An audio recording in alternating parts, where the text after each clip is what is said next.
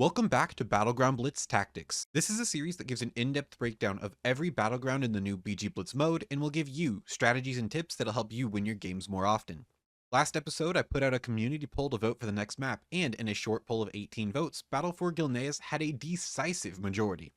Following this episode will be the remaining Deep Wind Gorge guide and then a Deep Hall Ravine guide later on. Battle for Gilneas has by far got to be one of my favorite maps when it comes to the BG Blitz mode. With the changes made in the Blitz mode, it really feels like a single player is able to make a massive difference to their team's success if they play well. I've really been looking forward to the day I get to make this guide, and so without further ado, let's jump right into it. So take 2 of this entire guide because I recorded the whole thing and then realized that none of my footage was usable because of the audio problems. Yay! Battle for Gilneas is a base control map with 3 bases in the first team to 1500 resources winning the game. Let's take a look at the changes to the Blitz format for this battleground compared to the normal battleground or rated battleground format for Battle for Gilneas, and there are a few changes to consider which will affect your strategy. So the first thing to note is that there is increased resource generation. That means this game will go a lot faster than you are used to in the normal or rated battleground format for this map. The cap timer for assaulting a base has been decreased to 4 seconds from 6 seconds. And something I forgot to put in here too is that additionally, it only takes 30 seconds for a base to capture for a faction as opposed to the 60 seconds in the normal mode. And the last thing to note is that power-ups are literally everywhere. I made a map legend for this later on, going over where every single power-up is, and I still missed a few of them. But yeah, these are the main things to note. So going over capturing bases themselves, as we mentioned a few seconds ago, bases take 4 seconds to assault. And additionally, bases will capture for the faction that assaulted it after 30 seconds, again down from 60 seconds. This is where Battle for Gilneas gets a little bit weird, because even though it is a base control map, it plays more closely to Eye of the Storm than it does with Arathi Basin or Deepwind Gorge. And this is because bases are held by the faction until they are assaulted again. They do not lock like they do in Arathi Basin or Deepwind Gorge, where they would be like locked on a timer for 45 seconds and you could do other things. That is not the case for Battle for Gilneas. You will need somebody to sit a base. We'll go a little bit more into that later. Let's talk about the point values. Teams will get points every single tick that they hold the base for, and ticks occur every single second. It's not on a weird timer, it's actually pretty easy to track. And I went ahead and measured out how much resources you get per base, and the values are as follows. If your team is holding 1 base, you'll be getting 2 points a second. If your team is holding 2 bases, you will be getting 5 points a second. And if you're in a lucky situation where your team is holding all 3 bases and you're stomping out the enemy team, you will be getting 30 points a second. This is also part of the reason why I find Battle for Gilneas to be one of my favorite battlegrounds, is because everything is just nice, simple, easy to track, easy to plan for. There's no weird hidden things on timers or anything like that. But the part that is a little bit weird, but I guess you could also say it's a little bit fun too, are the power-ups. So let's go ahead and talk about the power-ups, what they do, and where they're located. I made this little map legend right here, and I'll go ahead and wiggle my mouse on the screen just so you can see it. Perfect. So the orange X marks the shield power up on this map. It's over here next to Waterworks. There are 2 speed buffs on the map. They are both on the outside of Waterworks, just across the river right here. The green X signifies the leaf power up. This is really good for health and mana restoration. Your healer is really going to want to pick this up if they can. They will both be around Waterworks, but we'll talk about how there's potential for more of them to spawn in a little bit. The dark purple X I have marked over here are going to be the invisibility buffs, where if you pick it up, you go invisible for a few seconds, and this is really good for making stealth plays on bases. The lavender X that I have put, and there happens to be 1 at each base, is a shadow sight buff that allows for stealth detection. This is really important that your base sitter is getting this every so often, whenever they feel like their base is about to be hit by like a stealth class, because it gives them that extra heads up they need to prepare for their base being hit or to call an incoming in the chat. And then these pink X's right here, these are the rune of frequency, and they help with your cooldowns. It says it like increases the cooldown regeneration rate, but I haven't personally felt it. It may be different for you, but these are good to have, and they're all centralized towards each other in this little triangle right here. The one thing that I did not mention that is important to note is that there is a rotating buff that will spawn at every base. So at Waterworks, it'll be right here at the water wheel. In the intro of this video, you saw me pick up a speed buff here, but it can rotate to be other buffs as well. There will be a buff that spawns in the lighthouse building, as well as this building over here at mines, and these buffs actually rotate. So think of it like it could be a berserking buff, it could be a leaf buff, I'm not too sure just yet if there's any of these newer buffs that are in the buff rotation, but every 2 minutes, if you pick up the buff, it will be a different buff the next time a buff spawns in the three locations. Let's talk about winning Gilneas itself. The best strategy you can do for your team varies dependent on how the opener goes. And the opener basically means the opening team fight, or in some cases, the lack of a team fight. But your main ways of winning are going to be either through winning team fights or by hitting the off bases. The role specific responsibilities as to what your role should be doing is going to be surprisingly a lot more similar to Eye of the Storm than it would be with your other bases, and we'll go over that shortly. So starting with the tank, you are either going to be sitting at your team's base, so that'll be lighthouse or mines, depending on if you're alliance or horde, or you are going to be contributing to the team fight by spinning the flag at waterworks and ensuring that a team is not able to ninja cap it while you are in the opening team fight. You've got some pretty solid options, and there's not a whole lot you can do to be wrong except for go on the offense. There'll be some contrarians out there that are like, oh, but Moon, what if I'm a Blood DK and I duo queue with the Restoration Druid and I pick up the stealth buff and we both stealth in and I get Death Grip after Death Grip and my Resto Druid sneaks out of stealth and captures the flag? Yes, there will be niche cases where cheese can work, but you should not rely on that to work all the time. In general, for 99% of the player base, if you are a tank, it is not a good idea for you to be on the offense trying to take off bases. Perhaps if you're a newer tank and you maybe don't know, it's like, oh, well, should I sit my base? Should I go for waterworks? It's a really difficult decision because you don't want to be wrong. The best thing that you can do to contribute to your team is just look at the enemy tank's positioning and match what they're doing. If the enemy tank is sitting at Lighthouse, you are sitting at Mines. If the enemy tank is going to the team fight at Waterworks, you are going to the team fight at Waterworks, and it's on one of your DPS to sit the base. The good news is in this scenario is that your role is rather simple to execute, and you are just being a rock for your team, depending on where your team needs that rock to be. Moving on to the healers, your primary responsibility is going to be to support the team fight. In addition, you're going to be peeling out to bases that need help. You're going to be monitoring where the enemy team's positioning is at. And if you are at the fight at Waterworks and you notice that only 3 or 4 people show up for the enemy team, you only have one person sitting back at Mines, you know that that one person you've got sitting a base is not going to survive on his own versus 3 or 4 people. In some situations, you can get away with letting 1 or 2 DPS help peel for the base, but when there's like 3 or 4 people hitting your base, you are going to need a healer to be there at that point.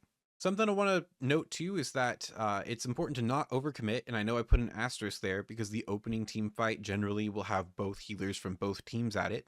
But aside from that opening team fight where everybody's there, everybody's trying to get waterworks, it's important to try to stay a little bit separate just so that you're covering the most ground possible when it comes to defending the bases that you have. Something else to note is that you can just match the positioning of the enemy healers if you're a little bit lost as to where you should be, what you should be doing. It's very hard to go wrong if you are matching the enemy healers positioning 1 for 1. And this is going to be on top of your other responsibilities like keeping your team alive, getting good dispels on the other healer, or getting good dispels on your DPS to keep them aggressive. But I want to keep this guide a little bit more concise, and I don't want to be overly repetitive in every single episode. So just understand that these are your main responsibilities on top of your normal healer duties. For my DPS folks, this is where it's going to get a little bit complicated. Of course, you're going to be skirmishing at objectives. You're going to look to rotate to struggling bases. And in some situations, you're going to be looking for offensive base pushes. We're going to be grouping up as a team of like 3 to 4 DPS and trying to hit a base. This is more so if you lose the opening team fight, and we'll go over the strategies in a bit more depth in the map overview portion of this video. But in Battle for Gilneas, because there are only 3 bases, it's important to know that having a numbers advantage is going to be a lot more important in these small skirmishes across the map. You are not only trying to be in control of more than one base at a time, you're also trying to defend your base from getting 3 capped, but you also want to ensure that you have enough of your DPS and your resources on defense should the enemy team try to get greedy and go for a sneaky 3 cap. And last but not least, you're going to be sitting bases if necessary. I know, it sucks. It's one of those things which isn't necessarily the most glorious position, and I know if you come from a rated Battleground background, generally you'd put one of your weaker players to be the person sitting a base just because you wouldn't want to risk losing the opening team fight. However, I am going to make a brief argument as to why sitting a base can actually be a carrying OP role. So the thing is, when you are sitting a base, you have a lot more time to think. You have a lot more time to talk and chat without having to worry about doing your DPS rotation the entirety of the time. And so you have a lot more free space to be able to think on a macro level. Additionally, if you are a good base sitter and you are communicating with your team, you can call incomings well in advance before you are already losing the base. And an exceptional base sitter who knows how to communicate, who can hold their own for a while, will be able to stall for long enough for their team to come and reinforce them, or outright win the small skirmishes at their base and be able to defend it, allowing their team to do other things like win the team fight at Waterworks, or maybe push up and make a play at Lighthouse. And so, while on the surface level, it may not seem super glorious to have the role of the base sitter, understand that it is still a vital role for your team, because an effective base sitter can not only do exceptionally well when it comes to defense. Everybody who's played Battle for Gilneas can remember a time off the top of their head when they have had an exceptionally poor base sitter lose a base for them and put them in a drastically worse situation than they would have been in otherwise. If you happen to play football or soccer, if you're an American like myself, everybody points at and looks at the striker as being the superstar player for their team that can, score the clips and get the points and everything like that. And especially if you're watching like a highlight reel. But it's also important to note how the goalie contributes to the team's success overall, especially when it comes to the defense part of the game. But that's all. Just wanted to throw in my 2 cents about base sitting and making an argument for it. Let's move on to the main strats themselves. So the main strat is going to be either team fighting or off bases. It's not really something where both teams are trying to do the same thing. It's more so dictated off of the opening fight or a lack thereof if they're trying to blitzkrieg your home base. But if you are somebody who has a solid background in battlegrounds and team compositions, and you can read the compositions really well, you can work with your team to make a decision whether or not you want to invest in the team fight, or if you'd be better just playing for off bases off the rip. And if you're a little bit weaker in that sort of field, or if you're a little bit newer to battleground theory, macro play, that sort of stuff, you can just wait until the first team fight of the game starts and then be able to make a decision from there based off of the vibe of how that team fight is going. So you'll want to be going for a team fight strategy if your team has a really good team fight composition, so like a lot of really good frontline, or maybe some spellcasters that are like really good in team fights like Balanced Druids or Affliction Warlocks. Or you'll also want to be going for the team fight strategy if you win the opening team fight. Now for the off bases, it's actually just good to opt for the off base strategy if you have more stealth than the enemy team. So I'm looking if you have more rogues, more hunters, more druids, or if you happen to lose the opening team fight, you can actually pivot from there, regroup, and then go for an off base strategy. So that'll do it for this portion of the video. Let's go ahead and jump over to MS Paint and go over the map overview along with the strategies in action. Alright darlings, welcome to the MS Paint segment of this video. So today we're going to be doing a quick map overview as well as the general strategies and application. Let's get started. Alright, so we have the Horde spawn over here with the red X, and then we're going to put the Alliance spawn over here at the blue X. We're going to go ahead and assume that you're taking the team fight strategy and that you are the Alliance starting off. So what we'll do is we'll send one person to Lighthouse to come and sit over here. And we're going to send the remaining 7 people towards Waterworks. Something that we want to do as we're going towards Waterworks when we're right about this general area is we're going to want to be going through our battleground enemies list, and we're going to be tracking the enemy position. That's because we want to ensure that we're not fully committing to this team fight right here unless we know that there's about a similar number of players also committing to this team fight. So essentially what you'll be doing is you'll be clicking through the list in battleground enemies, and you'll be ensuring that about the same number of Horde members are going to cross this river right here. They're not going to try and do a sneaky pivot to run around either this way, or when you see the enemy team approaching, you want to make sure that there's about 6 or 7 people that are also committing to the team fight and not like 3. You see 3 people coming here and you have 7 people coming here, you should immediately assume that Lighthouse is in trouble, that there's going to be some sort of blitzkrieg with like 4 or 5 people come and hit this base, and you can pivot from there. But just wanted to get that concept of tracking the enemy while you are heading to a base out of the way. It's so important. So many people in Battle for Gilneas, what they'll do is they'll go on to this autopilot mode and they will end up throwing the opener and they'll end up putting their team on the back foot, and it is just so hard to come back from that scenario. So we'll do that. If you are the Horde, same principle applies. You send 1 person to mines and you send 6 or 7 people to come team fight at the Waterworks fight. Something else to note is that it's generally okay to sit a second person at the base if you see that the enemy team has a large amount of stealth people. So if they got a good bit of like druids or hunters or rogues, it's totally fine to have multiple people sit at the base, because you can just assume that somebody is going to deviate from the team fight to try and take your home base. Moving on to the off base strategy, essentially you'll be doing the same principle, right? What you'll do is you'll send like 1 or 2 people to come capture your home base, just because having your home base is really important.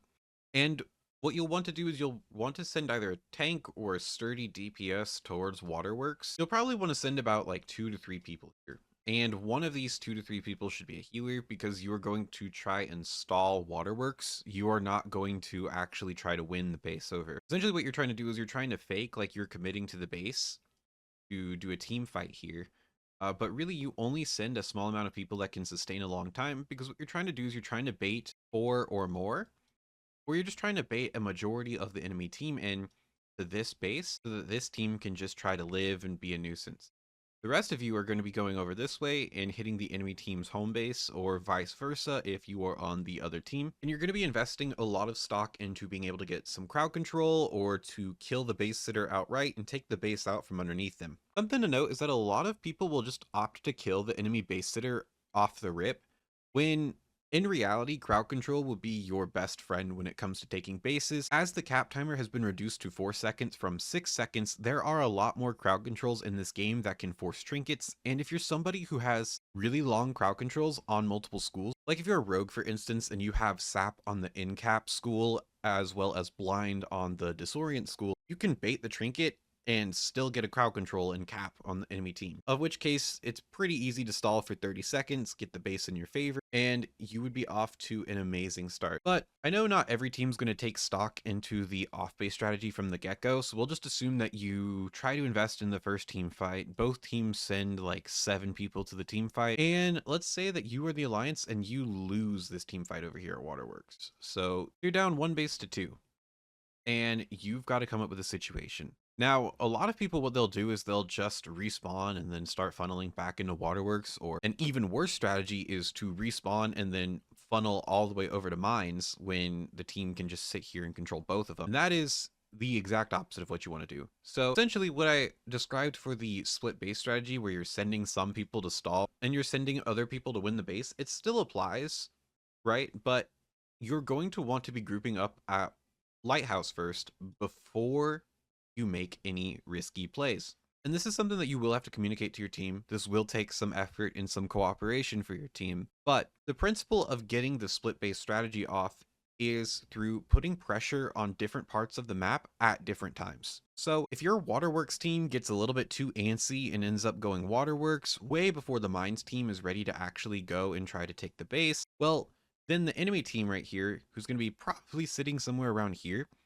you're going to have ample time to be able to kill both of your groups, and they will just win super easily because they don't have to try super hard. They're not really getting put under pressure, and that's going to put you even further behind, because that's 2 additional push attempts that have failed for your team. So it's going to take some finesse in order to get this off properly. You're going to want to be putting pressure at multiple bases at multiple times. But let's say you're going with the team fight strategy and you do win, right? So, you know, we've got R1, we're the alliance, we go Waterworks, and we do win the base. Well, then what do we do from here? Do we push up for mines and try to go get a 3rd base, because then we could win the game super easily? Absolutely fuck not. It may be fun to do in random battlegrounds, and don't get me wrong, I do this all the time in random battlegrounds because it's really cool to limit test. It's like, okay, well, can I get this base? Can I try this? Can I try that? But the higher you climb up in the ladder, the more you can rely on the safer strategies to win, because they'll work a larger percentage of the time. What you'll want to do is, after you get Waterworks, is you'll want to sit somewhere about this area, right? So you'll want to cross the river back, and this area right here gives you perfect line of sight to both bases, so that you can have ample enough time to determine which of your bases is getting hit with the push. Same sort of principle if you're Horde as well, except you'll probably just want to be sitting somewhere in this area where like the pink circle is, because what you're doing is you're giving yourself enough time to watch where the enemy team is going and tracking their positioning, so you can easily respond to whatever base they're hitting. A lot of people, they'll assume that this is the only way. Here, let me go ahead and get the yellow pin back. A lot of people, they'll assume that this is the only way to get back to Lighthouse. There's a solid enough riverbank right here that you can just run along as well to intercept any push that is incoming towards Lighthouse. But essentially all you have to do, right, is just sit at that rotational point, Watch where the enemy team's going and keep winning team fight after team fight after team fight, because every single minute that passes that you are holding 2 bases while the enemy is holding 1 base, you are getting an 180-point advantage over the enemy team. This turns to 360 after 2 minutes. This turns to 720 after 4 minutes. And after 5 minutes, I think it's what, like 900 if I'm doing quick maths right. And a 900 point advantage is going to be basically impossible to come back from. So basically the objective is you get your 2 bases, you sit there, you defend push after push for about 5 minutes, and you have to think, like, each team will only get a push available every minute or so when you account for people trying to get back on res timers. Some people are going to be splitting off trying to do their own thing. You can be assured that in a solo queue mode, players will be trying to act in their best interest. So players are not always going to cooperate with the team 100% of the time. And you can use that to your advantage. But yeah, if you just hold out for 5 minutes, you get that 900 point advantage. I mean, you are basically as good as gold. Now, there will be the off lobbies where you are able to completely stomp out the enemy team and get all 3 bases and win the game in a matter of like 4 minutes, but those games are going to be more rare than not. Now, let me go ahead and clear the board real quick. If you're opting for the split base strategy, or you're going for these more like blitzkrieg type of approaches, you can probably count that you are not going to be winning the team fight. So your best way of maintaining your lead is going to be through being 1 step ahead of the enemy, right? You're trying to put enough people at each base to stall out the base for as long as possible before you eventually lose the flag by getting overwhelmed with your lack of team fight ability. But you're going to want to be playing ahead and looking for these windows of opportunity where members of the enemy team are not at a specific base to give it ample coverage so that you can take these bases out from underneath them. It does suck because in a way you kind of have to be playing like 4D chess or always being a move ahead. But the more that you play this battleground, the more you'll see these windows of opportunity, because it's like, okay, well, I see that there's obviously fights going on at this base.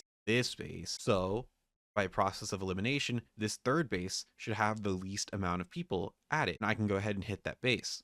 Now, let's go ahead and talk about the map specifically when it comes to death and dying. Now, death sucks, but it's going to be something that happens to all of us in the battle for Gilneas. However, you can control what graveyard you go to based off of where you die on the map. So, if you are holding a base like Waterworks, for instance, but you're also holding like the Lighthouse, if you die at the Waterworks proper, you will not res at Waterworks. I know it seems a little bit weird, it seems a little bit counterintuitive, but when Blizzard designed this battleground, they wanted to make it to where the attacking team has the advantage if they're trying to overwhelm a base. So believe it or not, the closer you die to Waterworks, you're actually going to spawn at either one of your other bases over here, or you're going to spawn at your graveyard, assuming that this is the only base you have. However, if you cross this river right here, that I'll go ahead and align with this pink marker, if you die anywhere on the outside of this pink area, you will actually spawn back at Waterworks. And so that's a pretty cool tip that I like to share, at least when it comes to this map too.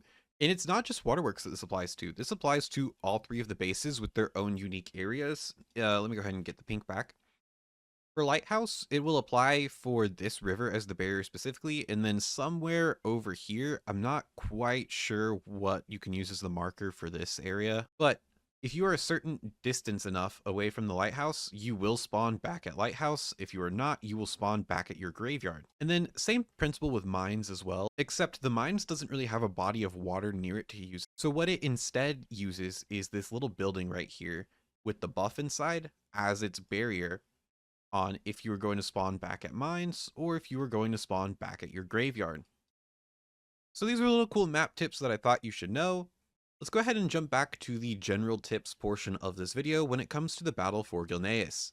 Alrighty, so let's get into some general tips for the battle for Gilneas. The first thing to note is to fight on the flag and hover off the flag. So if you are team fighting at a base such as Waterworks, the thing is you want to be fighting as close to the top of the flag as possible so that healers or other people cannot sneak out the flag from underneath you. I know a lot of people, like especially if you're Horde, what they'll want to do is they'll want to fight like on the bank of the river, and I'm not really sure as to why you would want to do that unless you're trying to go for like a knock or maybe like a Shadow Rift if you're a Warlock. But aside from those niche cases, you should really be looking to fight on top of the flag if you can. And this is largely because more crowd control abilities in this game will force your CC break trinket, since the cap time has been reduced to 4 seconds from 6. And that same principle applies to when you're actually sitting a base. You want to make sure that you're far enough away from the base so that if you get hit with one of these crowd controls, it will take a longer distance for a person to run to get to your flag, thus giving you a better chance of getting out of that CC and being able to stop the flag cap from occurring before it actually happens. The next tip I got for y'all, and I've said this already multiple times throughout the course of this video, and especially in the map overview segment, but is to track locations of enemies who are visible. Again, you can do this with an add-on such as Battleground Enemies, and this will notify you if it's safe to team fight at waterworks, especially in the opener, or if you need to pull back to defend against a push towards your home base. Because this map only has 3 bases, and because only holding 2 bases for 5 minutes is enough to completely win the game outright, losing a base becomes that much more significant when it comes to your team's success. And so just by following this tip alone, this will save you so many times from blundering the opener or putting your team at a disadvantage. Alright, number 3 is to install the capping add-on. Never thought I'd find the day where I say to install an add-on as a tip, but when it comes to tracking how many points you need to win the game, this is a very powerful add-on for that function. Because essentially what it does is it takes these values, right? Where I was calculating earlier, like, okay, if you hold 2 bases compared to the enemy holding 1 base, you will get 180 more points than they do. This add-on basically already does that for you and will give you a timer as to when either your team or the enemy team is going to win with the current rate of point generation. So there will be times where you are playing and you're holding 2 bases and you have the lead, but the enemy team is able to get a second base out from underneath you. And depending on how far ahead your team is compared to the enemy team, capping add-on will let you know if you need to try and take a second base back or you're going to lose the game, or if you are absolutely just chilling and all you need to do is turtle at your 1 base to be able to win the game. This gives you so much peace of mind, and I cannot stress this enough that this, if for no other battleground, this one specific map capping is really powerful for. My next tip for Battle for Gilneas is to use your crowd control break trinket sparingly. This game can be over as simple as, well, I'd say about 6 or 7 minutes, given the first team fight may take a little while. So because for DPS and tank players, your CC trinket is on a 2-minute cooldown, you basically only get to use this trinket like 2 to 3 times per game. And that's why it's important to use it wisely, for instance, in the scenario of stopping a cap on your base. It's important as well to be wary that some classes may have multiple long CC abilities that will try to bait you with one of them to force your trinket and then hit you with another one so that they can get the cap. Again, the infamous example here is a rogue trying to use sap to bait your trinket so that they can immediately blind you and cap the base out from underneath you. There are a couple of other classes who have abilities that can do the same thing, but this is the one to sort of illustrate it. So yeah, use your medallion sparingly. And the last general tip I have for y'all is to call incomings if you were sitting a base. Seriously, dude, if I had $1 for every time a teammate didn't call an incoming and lost me a base, I would not have to work a full-time job. I could just rely on that combined with content creation and be set. Communication on base maps and Battle for Gilneas specifically is going to be so important. Because again, in a map with only 3 bases, your team needs to know if their 1 base that they're holding is in trouble, if they need to temporarily stop a push on a second base to come and defend, or if you are fine winning the skirmish and your team can just continue as planned. But giving your team enough notice by calling an incoming will greatly increase your chances of success in defending against a push. But yeah, that'll do it for the guide for the Battle for Gilneas. If you've learned something today or if you found this information helpful, it would mean a lot if you could support my channel. The Deep Wind Gorge guide is going to be following this, along with some other videos sparsed in between. But yeah, thank you all for watching, and until next time, this is Moon, signing out.